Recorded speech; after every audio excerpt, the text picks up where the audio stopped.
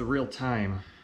Up super early. We got about a 6-hour ride to get to the Adirondacks. I'm meeting my friend Bob, and we're gonna have an awesome Adirondack adventure. I just need some coffee. After some breakfast and some coffee, I'm starting to wake up. Gonna meet Bob in a few minutes. I'm a little worried because we just had a very heavy thunderstorm come through here in Buffalo, and looking at the radar, looks like we're gonna drive through it the whole way.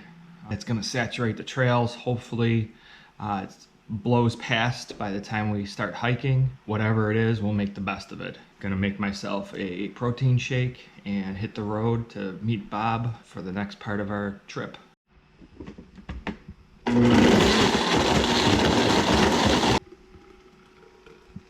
The adventure begins. When I woke up this morning, it was pouring. By the time I left, it was past us. It looks like it's gonna go all the way past us, but we're gonna drive in it the whole way. But by the time we're hiking, I think we're gonna be past the rain. Trails will be moist. Cliff and Alan, we're coming for you. Let's go. We are here in the Upper Works parking lot. We've made it to the Adirondack Park, New York State's largest wilderness area. Planning to hike from Upper Works along the Calamity Brook to the floodlands, where we're gonna use one of the 3 lean-tos that are on the near side of the lake, drop our stuff, do Cliff. Bob needs that for his 46er, so we're gonna do that today. Tomorrow the plan is to do Allen from the floodlands, and then the next day we're gonna hike out. All right, Bob, you ready? I'm ready, Mike. All right, brother. You fired up? Yeah, get the registry and we'll hit the trails. The signing of the registry. An important part of the process. If anybody needs to come search for you. 2 days, right? 2 days, yep. Cliff and Allen and the floodlands. And we're off.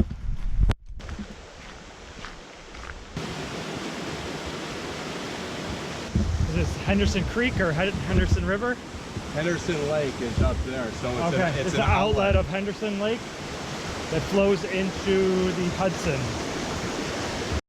Very quickly into the trail, we've come to our first trail junction. We're heading to Indian Pass and Lake Colden to the Calamity Brook. And we are at the junction for Calamity Trail. Next stop, the Calamity Lean-To. So we are here in the beginning of September. It's actually September 11th. Not quite into the peak of the fall colors, but if you look over here, we are starting to get some reds and oranges. Just starting to turn. So we got some beautiful colors, not quite at peak yet. Bob and I both needed Allen on our quest for 46 high peaks. And when we were discussing this trip, we were both available in September. And Bob had mentioned that he needed to get Cliff, which is sort of in the vicinity. And it kind of changed our minds of doing Allen as a day hike, 18-mile long slog, just something you got to do. It's kind of like pulling off the Band-Aid. It's not everybody's favorite high peak.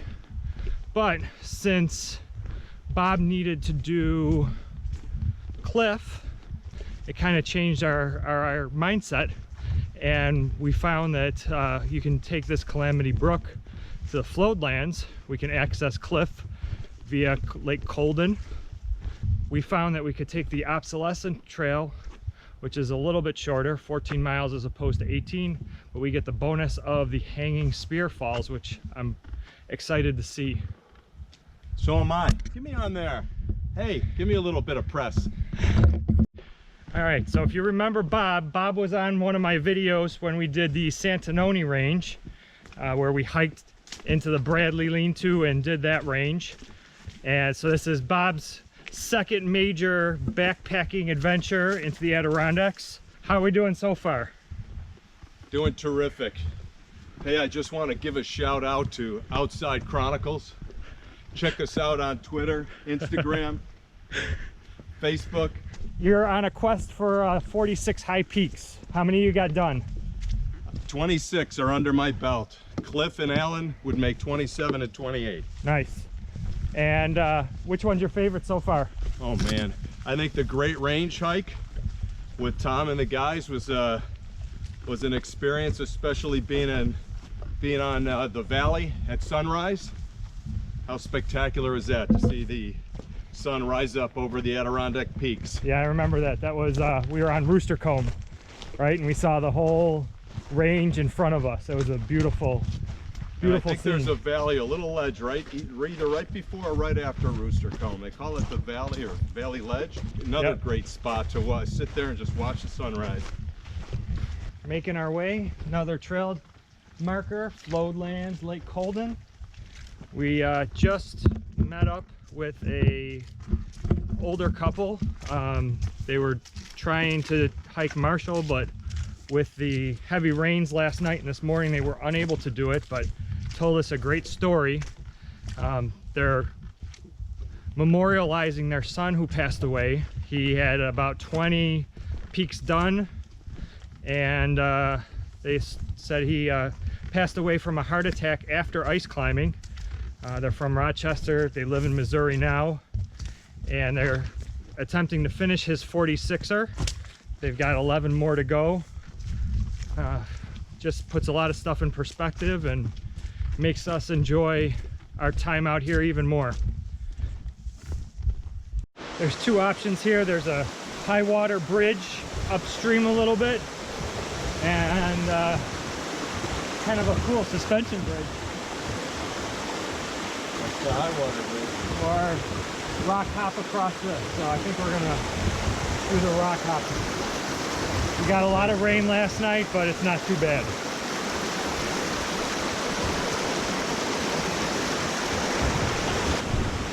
Made it. It's a little different with a heavier pack. Got to be a little careful. No sweat. Piece of cake. This is Henderson's Monument right here. David Henderson accidentally lost his life on this spot on September 1845. Pretty cool. Nice views here too.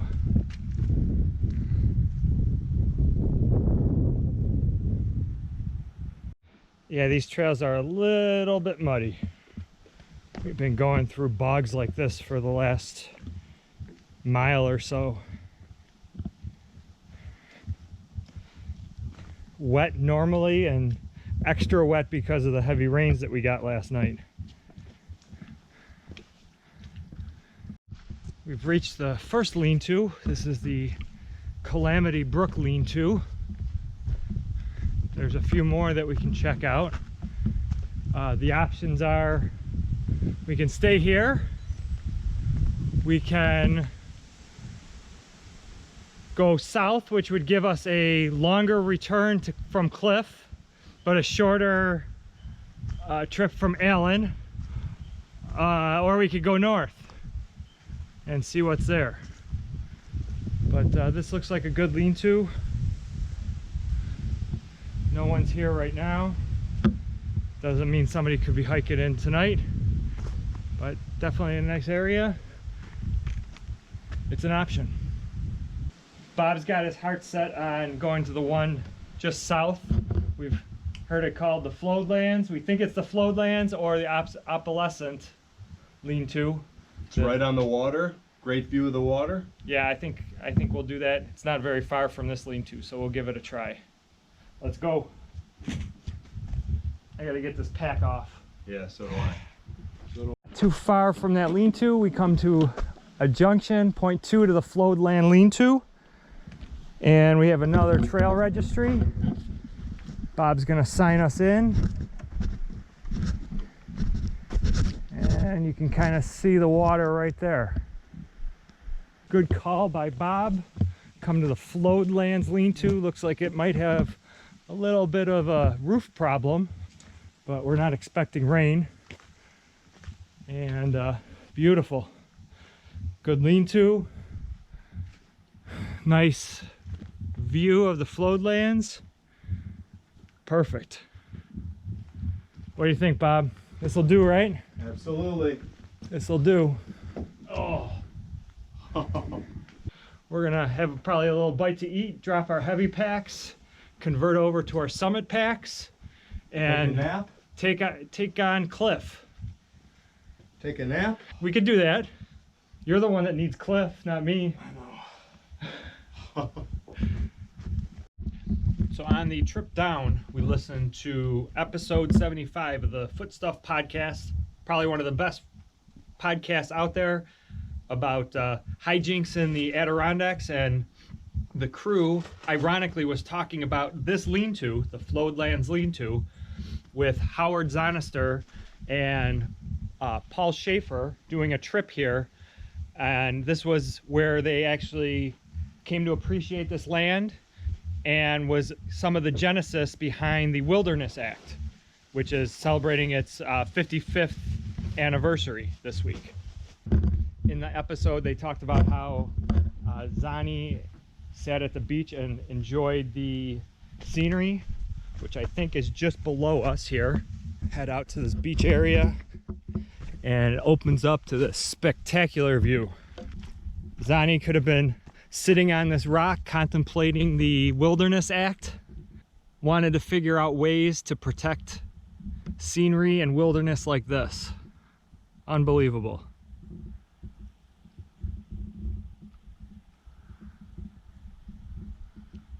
Carrying this pack is like carrying nothing. I feel like I don't have anything on my back right now. So we should make pretty good time to Cliff. We're probably going to be coming down in the dark. Crossing the bridge.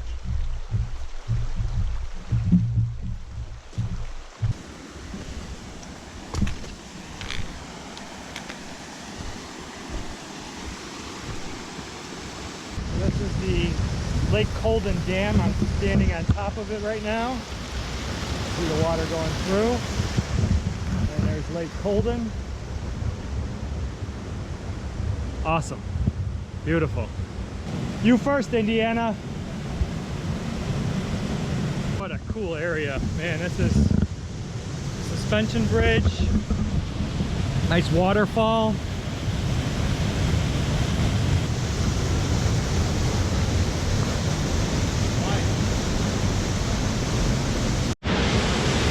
Another awesome waterfall enhanced by last night's rain.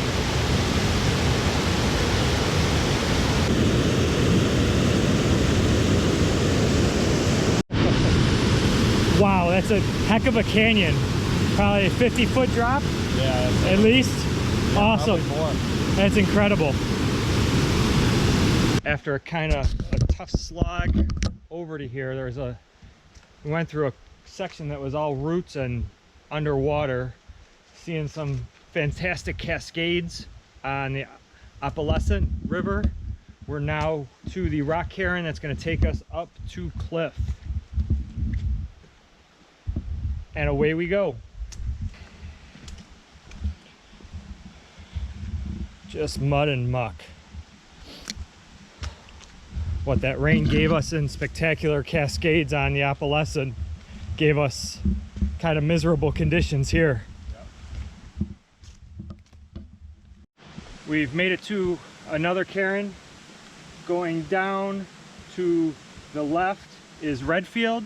Behind me to the right is our summit and Cliff. Hey, thanks for coming out to join me on this cliff hike, especially when you've already have it under your belt. It's interesting. I was thinking to myself coming up here that I don't remember this at all. I did this in the winter from the feldspar lean-to, and doing it from a different direction from Colden in late or early fall. It's a completely different mountain so far for me. I don't remember anything about it and can't wait to get to the top. Glad to have you along for the experience. This first part of the trail after that cairn sure is gnarly. Just mud. There's no way to avoid it. Just covered. We can try to balance on these logs, but Doesn't always work. Well, we've been climbing, scrambling up some steep cliffs here, but it opens up to a spectacular view.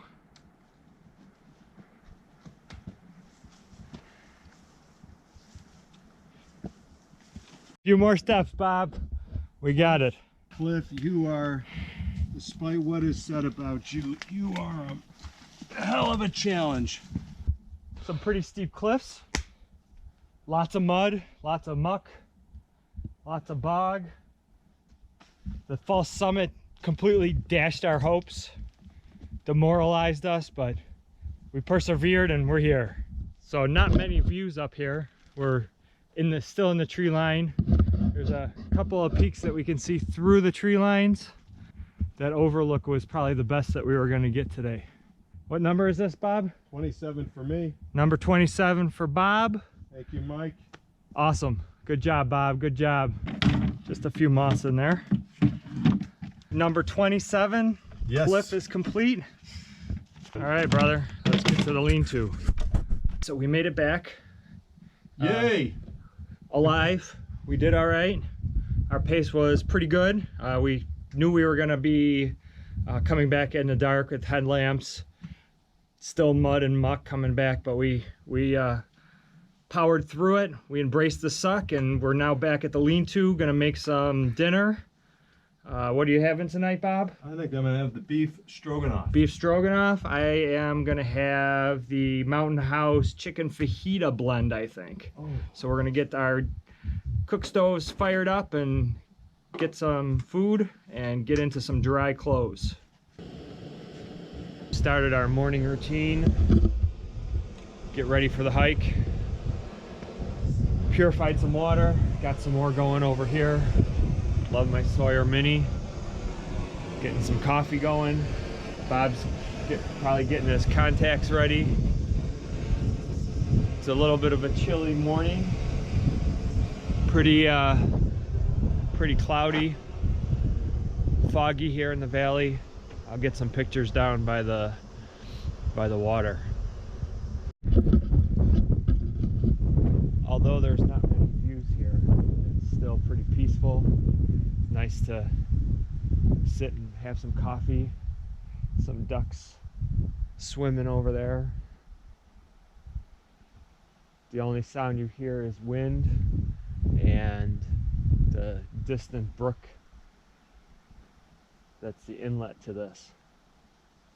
Very peaceful. It's a great way to start a morning.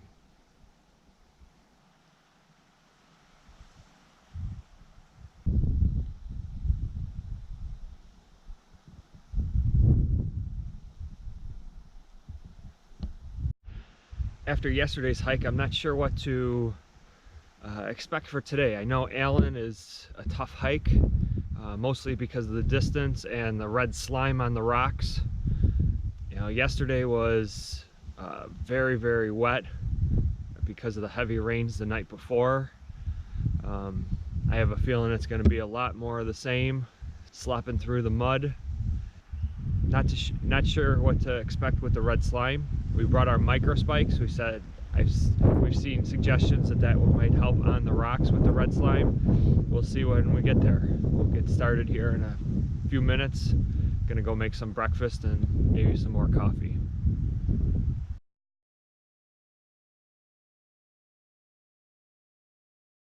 Well, we survived Allen, and I gotta say I'm a little indifferent to the mountain. Doing it from the floodlands was a good idea. We knocked a couple miles off. It was like 16 miles as opposed to the 18 miles, but we got the bonus of Hanging Spear Waterfall, which was incredible to see, and a lot of history behind it. I don't know about the mountain. You know, it was a very challenging climb. Once you get to the top, you feel accomplished. We spent a lot of time at the one overlook that you see parts of the Great Range. You see Haystack, Marcy, awesome view of Gothics. You see the Dix Range, just incredible views from there. And then, you know, we got back and got talking about the mountain, and you know, it's an accomplishment. You got to do it as a 46er. Is it a mountain that I would ever suggest to just go out and climb recreationally? Probably not. There's other mountains that have better climbs, less challenging, better views. But you know what? I feel good about doing Alan. I feel that it gets me one step closer to my 46er. That's number 39 on my list. And I'm glad I did it. I'm glad I did it with a friend. I would highly suggest doing it from the floodlands. It's a nice lean-to. You got beautiful views. You can see behind me, just beautiful views. And you get the bonus of the Hanging Spear Waterfall. We're packed up. Floodlands lean-to is clean. We are heading back to the car. Got about 5 miles. Probably gonna be a little bit easier than the trip in because it's gonna be a little drier. It was a little wet after the heavy rains, but Plus, we also have mission accomplished. mission accomplished. A little lighter loads. We ate a lot of food. Let's go. We're reaching the end of our road here, almost back to the car, and it's a good time to kind of digest the trip and go over some of our favorite and least favorite things about it. So, Bob, what was your favorite part of the trip? All right, favorite part of the trip. I think the views from Allen Mountain, they were spectacular. The sky was clear and you were able to see so many of the other high peaks. So that would be 1A, but I do have a 1B. 1B is on the way back to the lean-to last night. We needed to cross floodlands, the water that in our track actually took us rock hopping in the pitch black with our headlamps on, and so we were rock hopping across the floodlands. How about yours, Mike? So my favorite part was definitely this morning. We got some just great views of the Macintyre range and Colden from our lean-to at Floodlands. You walk out onto the beach there and it was just great sunrise. The shading on the Macintyre range was unbelievable. Got a great pano photo that I think I will always remember this trip by. Well, good. So that was the good part. What was your least favorite part? My least favorite part, let me show you. What's that? Walking 10 miles with a double pack. It was my least favorite part, and probably because there were so many other positives to the trip. So that would be my least favorite. Did you have a least favorite? I forgot what my least favorite part was. We had talked about this before and I forgot. What was it? I don't know. Trail to Upper Works, 0.4 miles though. Your least favorite part? Oh, you were cold. Oh, right. It was yesterday morning for some reason. Woke up nice and toasty in my sleeping bag, went and got water, started breakfast, and was fine all through that. And then I had a protein shake with some cold water, I think, and just got this chill that I couldn't get rid of until we started hiking. So now let's talk about gear. Yes, gear. So a popular subject. What was your favorite piece of gear you had on the trip? Oh, favorite piece of gear. How about Tom Wagar's perfect sleeping bag? It kept me warm for the 2 nights and it made this lean-to experience so much better than the last one. Yeah, was it a 15-degree bag? I think it was. Yep, they were definitely toasty. Also, I gotta, I'm always 1A, 1B. My Jetboil cooking system, just to have hot water in 2 minutes or less for tea or some of the meals that we had. I think that was again another favorite piece of gear. How about for yourself? So I was gonna say that my favorite piece of gear was my shoes, because they're non-waterproof and the water flows right through them and you never actually get squishy feet. They dry eventually. But in talking with Bob, between his waterproof boots and gaiters, his feet stay dry. So I'm maybe gonna rethink that. I really like the trail runners that vent, but maybe I'll give that a try. I'm gonna do a 1B for this one. And I'm gonna say I tested out micro spikes on the red slime on Allen and some of the wet slippery rocks. and it worked remarkably well. I would definitely try that again if I'm in that situation again in the high peaks or other mountains. So as long as you mention it though, you mentioned my boots, I'll give a plug for Solomon. They're Solomon boots that I picked up from High Peak Cyclery from Brian Delaney. He recommended them a number of years ago.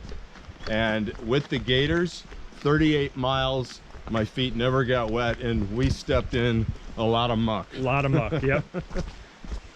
What piece of gear do you think you should have brought?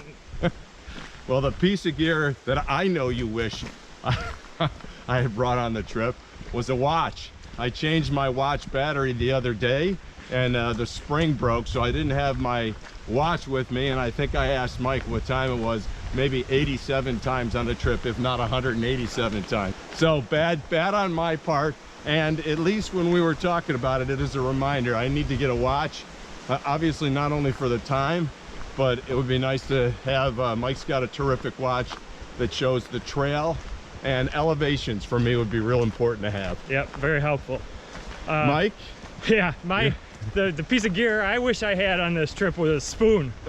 I forgot my Sea to Summit titanium spork, and luckily Bob was gracious enough to let me use his, and I didn't have to whittle one out of some wood. And like the old days, we became like blood brothers. Yeah.